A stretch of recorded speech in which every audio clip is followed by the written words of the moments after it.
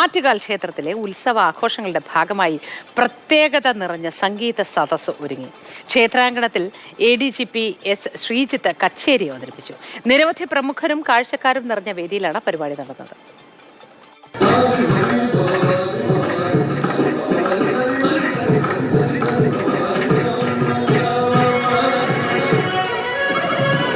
Attukal ക്ഷേത്രവേദിയിൽ police ഉദ്യോഗസ്ഥർ ഡ്യൂട്ടിയിലാണ്.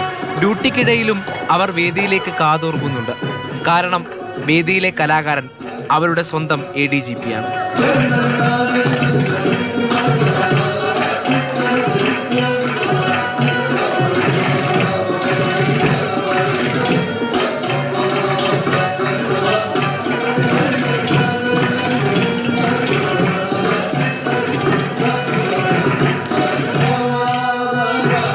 ദൃഢമായ നിർദ്ദേശങ്ങൾ നൽകുന്ന മേലുദ്യോഗസ്ഥന്റെ ആർദ്രമായ സംഗീതത്തിൽ പുഞ്ചിരിക്കുന്നവർ.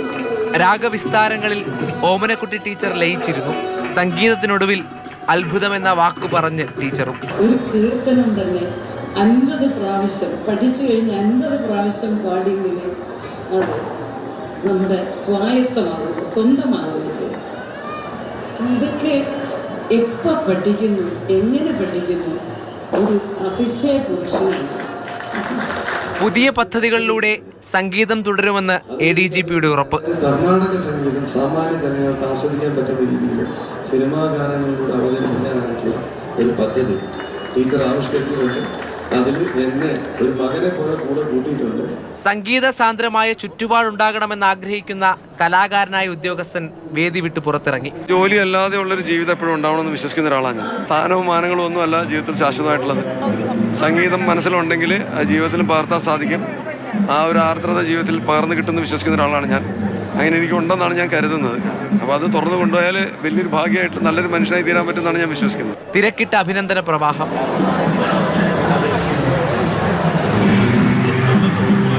ശേഷം വേദിക്ക് പുറത്ത് ഉത്തരവാദിത്തങ്ങളുടെ തിരക്കിലേക്ക്. ഭയങ്കരമായ ഇഷ്ടത്തിന് മുന്നിൽ ജീവിതത്തിലെ വലിയ തിരക്കുകൾ വല്ലാതെ ചെറുതാകുന്ന കാഴ്ചയാണ് ഇവിടെ നിന്ന് കാണുന്നത്. വേദി വിട്ടിറങ്ങിയ പാട്ടുകാരനും പാട്ട് കേട്ട ആളുകളിലും ഇതേ പുഞ്ചിരി, സംഗീതത്തിന്റെ പുഞ്ചിരിയാണ് ബാക്കിയാകുന്നത്. അനൂപിനൊപ്പം രാഹുൽ ജിനാഥ്, മാതൃഭൂമി ന്യൂസ്, തിരുവനന്തപുരം. തത്സമയം രാഹുൽ ജിനാഥ് ചേർന്നു. Rahul, good morning. മൃദുഭാവേ ദൃഢകൃത്യേ, അത് അന്വർത്ഥമായി അല്ലേ? തീർച്ചയായും അത് തന്നെയാണ്.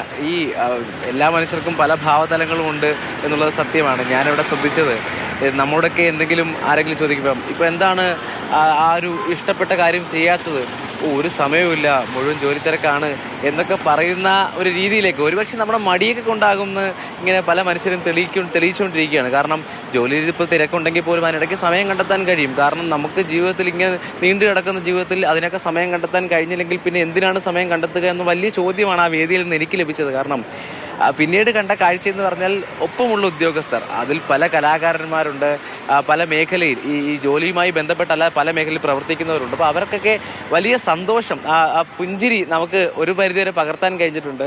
സ്വന്തം ഈ ADGP ആണ്, മേലുദ്യോഗസ്ഥരാണ് ഈ കച്ചേരി നടത്തുന്നത്. അപ്പം ഇങ്ങനെ സമയം കണ്ടെത്താം, നിങ്ങളും ചെയ്യൂ എന്ന് ഒരു മാതൃകയാകുന്ന തരത്തിലേക്കാണ് കാര്യങ്ങൾ ചെയ്യുന്നത്. അതിനപ്പുറത്തേക്ക് ആ വേദിയിൽ വെച്ച് ഓമനക്കുട്ടി ടീച്ചറിൻ്റെ മുന്നിൽ വെച്ച് പറഞ്ഞൊരു കാര്യം, ശാസ്ത്രീയ സംഗീതമാണ്. ഒരുപക്ഷെ എല്ലാവർക്കും ആസ്വദിക്കാൻ പരിമിതികളുണ്ടാകും. അപ്പോൾ ശാസ്ത്രീയ സംഗീതം എല്ലാവർക്കും ആസ്വദിക്കാൻ കഴിയുന്ന രീതിയിൽ സിനിമാ ഗാനങ്ങളിലൂടെ അത് അവതരിപ്പിക്കാൻ തീരുമാനിക്കുന്നു എന്ന് പറയുമ്പോൾ എന്തുമാത്രം ഭാരിച്ച ഉത്തരവാദിത്തമുള്ള ഒരു പദവിയിലാണ് ഇരിക്കുന്നത്. ആ പദവിയിൽ ഇരിക്കുമ്പോഴും എപ്പോഴും ആ മനുഷ്യൻ്റെ ചുണ്ടിൽ ഒരു സംഗീതമുണ്ടാകും, പാട്ടുണ്ടാകും, മനസ്സിൽ പാട്ടുണ്ടാകും എന്നുള്ളത് തന്നെ അദ്ദേഹം പറയുന്നുണ്ട്. അത് പറയുമ്പോഴും അദ്ദേഹം പറയുന്നത് ആർദ്രമായ ജീവിതത്തിൻ്റെ ആർദ്രമായ ഭാവം അത് ഉള്ളിലുണ്ടാകണം, നല്ല മനുഷ്യനാകണം എന്ന് പറഞ്ഞത്. അപ്പോൾ കലാകാരെല്ലാം നല്ല മനുഷ്യരാണ്, സഹൃദയരാണ് എന്നൊരു തിരിച്ചറിവിൽ നിന്നാണ് ഇത് ഉണ്ടാകുന്നതെന്നുള്ള ഏറ്റവും നല്ല കാര്യം. പിന്നെ പരിശീലനം, അദ്ദേഹത്തിന് ഈ പാട്ടുമായി ബന്ധപ്പെട്ട പരിശീലനത്തിനുള്ള സമയമൊക്കെ പരിമിതമായിരിക്കും നമുക്ക് ഊഹിക്കാം. അപ്പോൾ അദ്ദേഹം പറയുന്നത് ജന്മവാസനയിൽ ചിട്ടപ്പെടുത്തിയ സംഗീതമാണ് എല്ലാ വേദിയിലും ഒരു പരിധി വരെ അദ്ദേഹം പ്രകടിപ്പിക്കുന്നത്.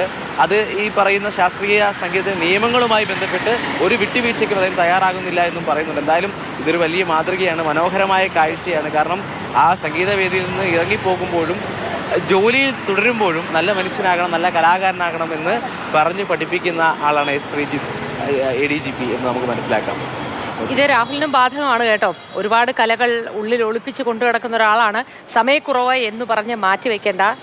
അതുകൊണ്ട് ഇതൊക്കെ പിന്നെയും പരിശീലിക്കാനും പ്രദർശിപ്പിക്കാനും ഒക്കെയുള്ള അവസരങ്ങൾ ഒന്നും നഷ്ടപ്പെടുത്തണ്ട എന്ന് രാഹുലിനോട് കൂടി പറയുകയാണ് സന്തോഷത്തോടെ, സ്നേഹത്തോടെ. രാഹുലിന് നല്ല ദിവസം ആശംസിക്കുന്നു.